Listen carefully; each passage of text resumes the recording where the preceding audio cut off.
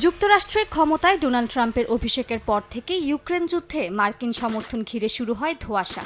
সাবেক president Joe Biden যেখানে মস্কোর বিরুদ্ধে কঠোর অবস্থানে ছিলেন, সেখানে ট্রাম্প এসেই সে অবস্থানের পরিবর্তন আনেন। ইউক্রেনের প্রেসিডেন্ট জেলেনস্কির সঙ্গে ট্রাম্পের সাম্প্রতিক বাগবিতণ্ডা তারই প্রমাণ দেয়।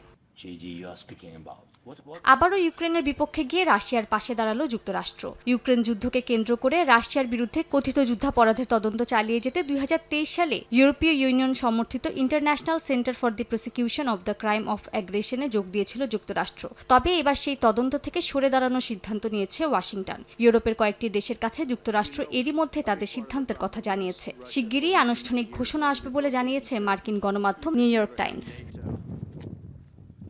ইউক্রেন সংঘাতে রাশিয়া, বেলারুশ, উত্তর কোরিয়া ও ইরানের কথিত অপরাধ তদন্তের জন্য আইসিপিএ গঠিত হয়েছিল।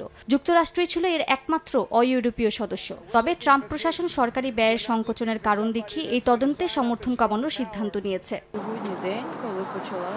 যুক্তরাষ্ট্র 2022 সালে গঠিত বিশেষ টিম ওয়ারক্যাটের কার্যক্রম সীমিত করেছে, যা ইউক্রেনের প্রসিকিউটরদের রুশ যুদ্ধাপরাধীদের বিচার প্রক্রিয়ায় প্রশিক্ষণ দিত। এমনকি ইউক্রেনীয় শিশুদের অপহরণের অভিযোগ তদন্তে নিয়োজিত ইয়েল বিশ্ববিদ্যালয় ভিত্তিক গবেষণা দলের জন্য বরাদ্দ তহবিলও কাটছাঁট করেছে ওয়াশিংটন। বিশ্লেষকদের মতে ট্রাম্প প্রশাসনের এই সিদ্ধান্ত রাশিয়ার সঙ্গে সম্পর্ক স্বাভাবিক করার প্রচেষ্টারই অংশ।